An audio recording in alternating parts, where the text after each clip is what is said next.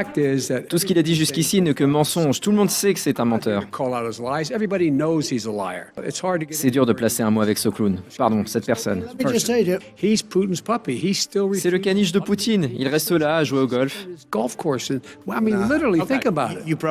Vous jouez sans doute plus que moi, Joe. Est-ce que vous allez la fermer? Vous avez dit intelligent? N'utilisez pas ce mot parce qu'il n'y a rien d'intelligent chez vous. Vous êtes le pire président de l'histoire des États-Unis. Allez. Joe, laissez-moi juste vous dire qu'en 47 mois, j'ai fait bien plus que vous en 47 ans. Nous avons fait des choses que vous n'aviez même pas imaginées.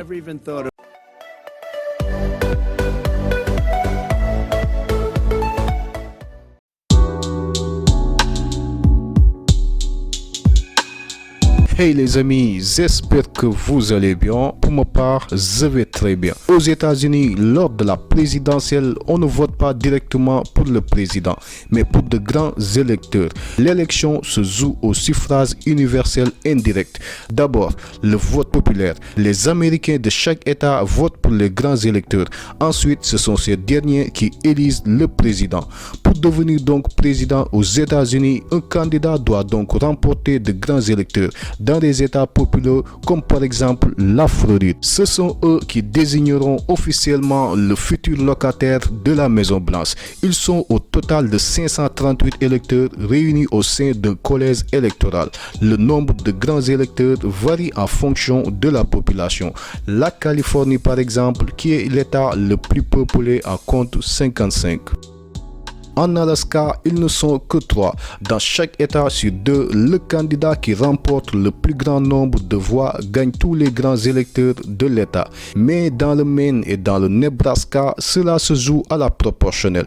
Avec 270 électeurs, un candidat est élu président des États-Unis, mais ce système mène des fois à des résultats controversés, car un candidat peut gagner la présidentielle en raflant un maximum de grands électeurs sans avoir la majorité des voix sur le plan national. C'est ce qui s'est passé en 2016 avec la victoire de Donald Trump sur Hillary Clinton.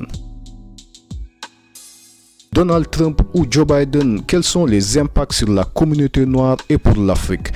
Quel est selon vous le candidat qui vous semble meilleur pour le continent? Vont-ils réussir leur vision pour l'Afrique? Vont-ils échouer? En tout cas, le temps nous dira. Allez les amis, n'hésitez surtout pas de nous donner vos avis dans l'espace commentaire. Et si vous êtes nouveau à la chaîne, n'oubliez surtout pas de vous abonner et d'activer la cloche de notification pour ne plus jamais rater aucune de mes vidéos.